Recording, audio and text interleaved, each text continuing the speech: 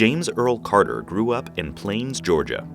Before the first grade, he already decided he wanted to join the Navy.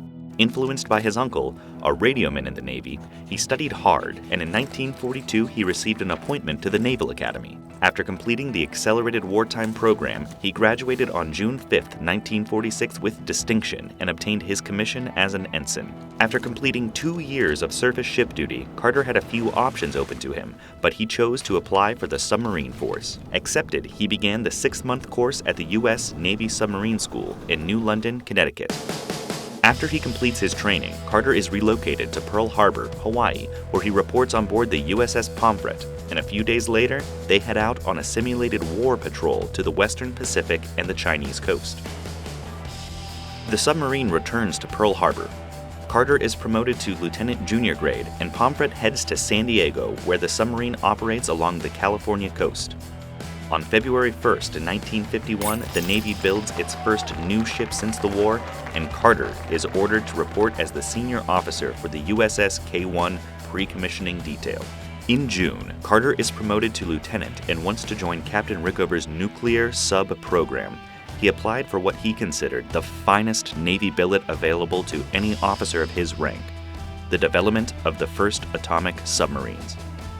He is interviewed by Rickover and is selected for duty in November with the U.S. Atomic Energy Commission and serves on temporary duty with the Naval Reactors Branch. A few months later, due to a combination of mechanical failure and human error, a power surge of up to 90 megawatts caused some fuel rods to melt after rupturing in the NRX research reactor at Chalk River Laboratories. The reactor's core was badly damaged, requiring a massive cleanup operation.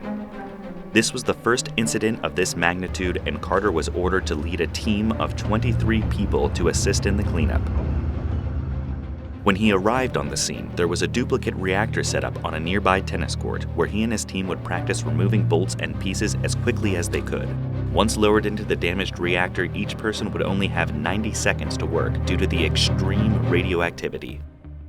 The core was shut down, rebuilt, and put back into operation without further incident. Carter prepared to become the engineering officer for the nuclear power plant being placed in USS Seawolf, one of the first submarines to operate on atomic power. He assisted in setting up training for the enlisted men and educated them on math, physics, and reactor technology. During this time, his father is diagnosed with pancreatic cancer and dies shortly after in July 1953. After his father's death, Carter is burdened with the thought of leaving the Navy to manage the family interests. Jimmy and his wife Rosalind both very much enjoyed the Navy life. Rosalind did not want him to give up a job that can offer a lot of advancement opportunities, but he ultimately decides to resign. Carter is honorably discharged on October 9, 1953. He remains with the Navy Reserves until the end of 1961, when he transfers to the Retired Reserve with the rank of lieutenant.